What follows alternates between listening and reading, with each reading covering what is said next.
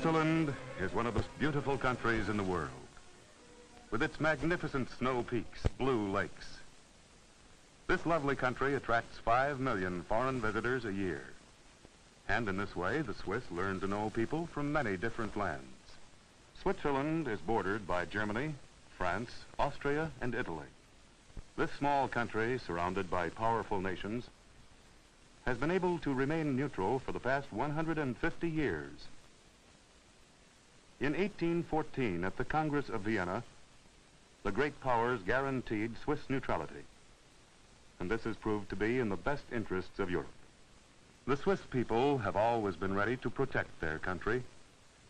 Each man has his own gun and ammunition in his home. The men are on call until they are 48 years of age. Today, the Swiss Army can be mobilized in 48 hours.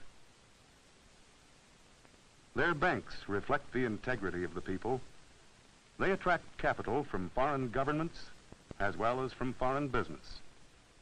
In time of war, deposits from both sides of the warring nations remain safe in this neutral country. After the war, the capital is then available to help the war-torn countries, to give them hope and to speed their recovery.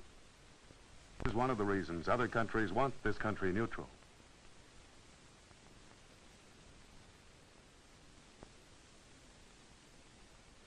Lucerne is one of the many charming cities and is a starting point for trips to the mountains.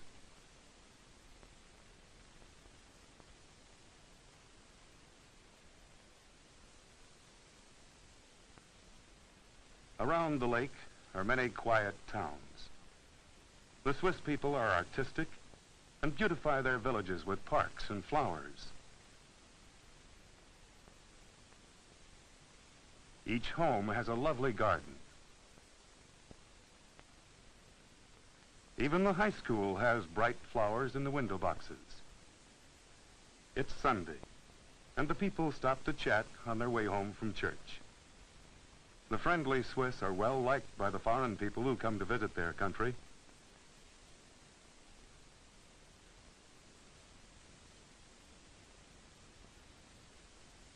This town near the forests has a large lumber yard.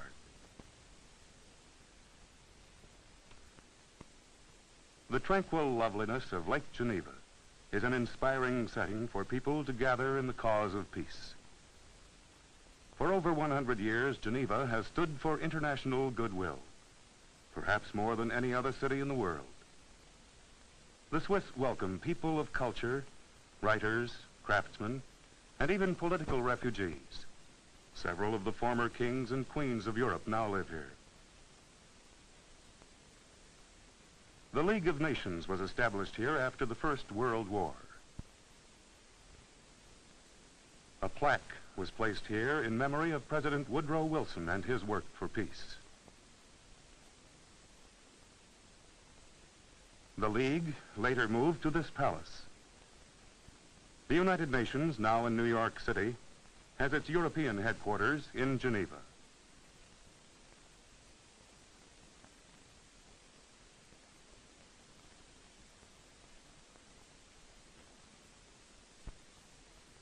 Here is the home of the International Labor Board of the United Nations.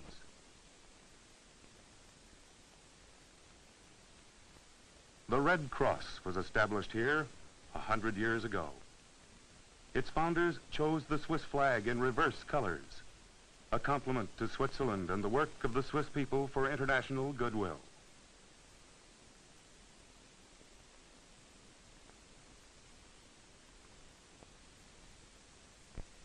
Bern, the capital, overlooks the Aar River, a branch of the Rhine.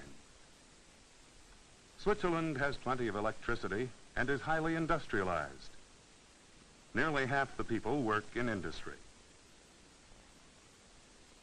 They have few natural resources or materials to work with and must import the supplies to make their product. They're skilled and artistic and make things that take small amounts of material but need fine workmanship. For example, complicated machinery, clocks and music boxes, also textiles and embroidery. Bern has kept its old world charm. The arcades over the sidewalks and the street clocks lend a medieval atmosphere to this bustling, modern city.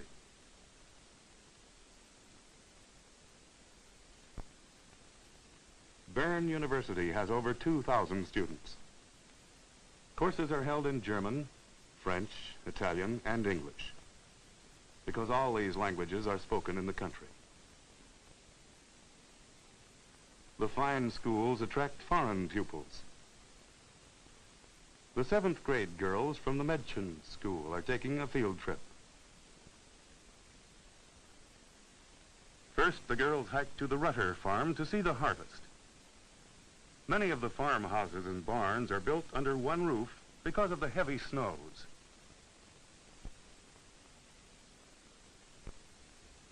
Katrina Rutter helps lift the bundles of grain from the farm loft.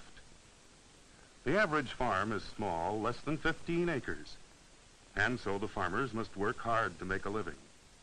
The Swiss import half of their food.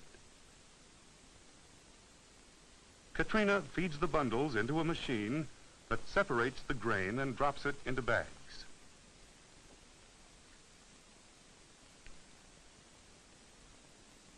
Next, the girls see how pottery is made.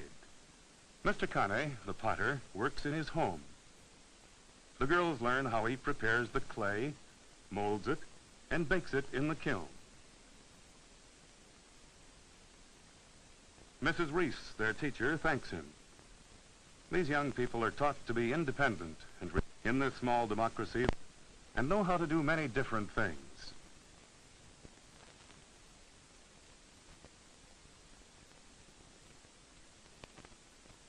Next, the girls hike to the fields to see the potato harvest. The Swiss enjoy outdoors, and the children learn to hike and climb when they're very young. And many city families take trips to the country. Switzerland is not primarily a farming country. It is mountainous, with forests and high pasture land. Only 1/5 of the people are farmers. All members of the family help harvest the potatoes, and they enjoy working together. Women do much of the farm work. As they load the potatoes, they burn the dried leaves and prepare the ground for the next crop. On these small farms, they have time for other work. It's not unusual for a farmer to be a ski instructor in winter or an alpine guide in summer. During the long winters, they often work in their homes. The men do wood carving, and the women make beautiful embroideries.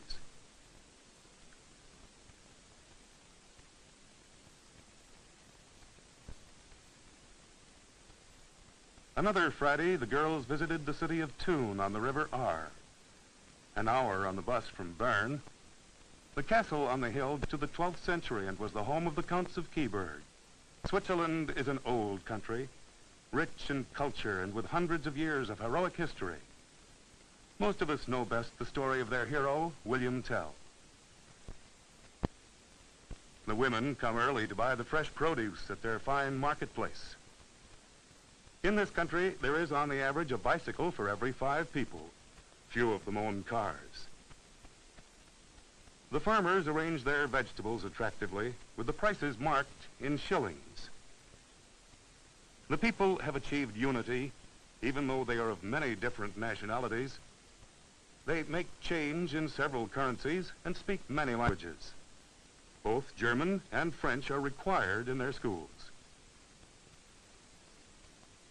Laurie helps her family and already knows how to tend their stall. The children here often follow the trade of their parents.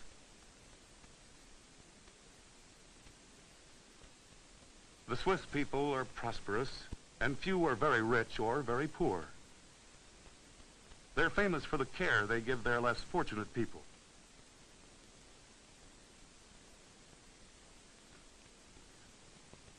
Life here is not hurried. The people have time to enjoy their river. Boating is a favorite pastime, and the children like to feed the swans.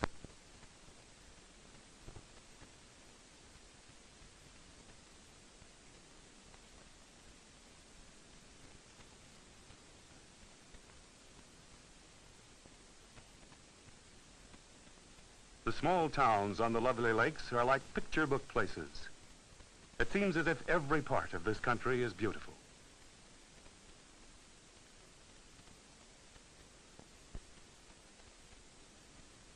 In the fall, when the snows come far down the mountainsides, it is necessary to bring the cattle down to their winter barns. In the high summer pastures, there are barns where grain is stored, and often there are accommodations for the men who tend the herds. The girls enjoyed this excursion, as it's quite a celebration when the cattle are brought down to winter quarters. The bell cows are decorated with flowers, and often there are parties afterward. Dairy foods are their main farm product.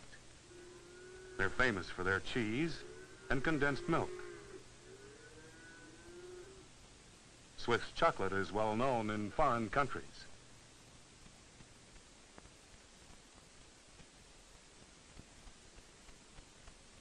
The girls have enjoyed the celebration and returned to the Carnet home for their picnic lunch.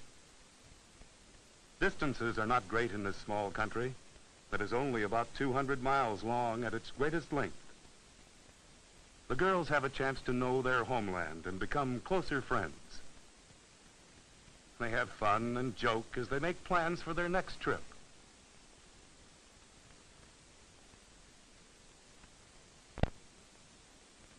Interlaken lies at the foot of the Jungfrau. There are many interesting trips for both tourists and mountain climbers.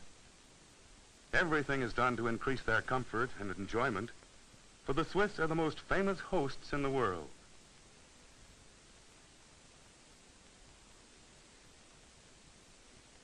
Switzerland is often called the playground of Europe.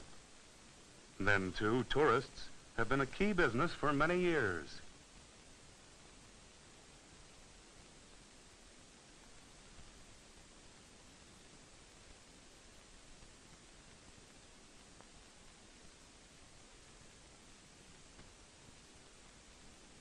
Attractive eating places tempt the tourists with their excellent Swiss food.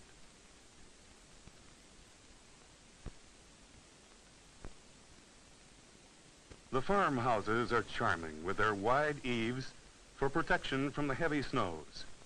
Chief the dog helps the family pull a load of hay from the fields. Grandfather is an invalid and cannot help.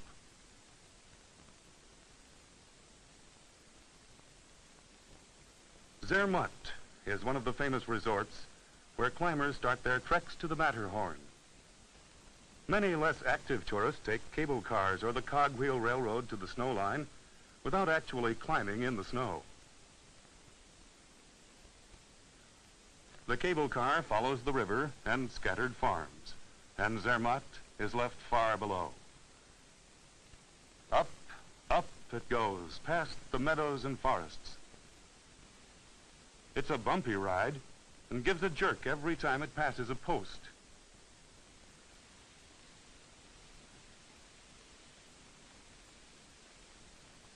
There are small chapels in the highest villages.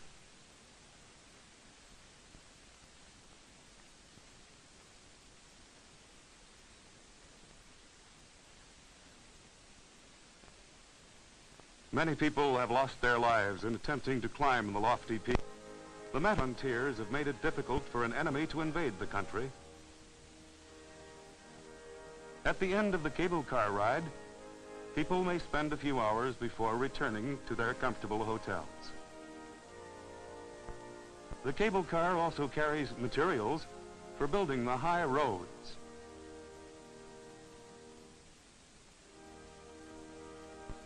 It's a steep climb for the villagers who carry their own supplies.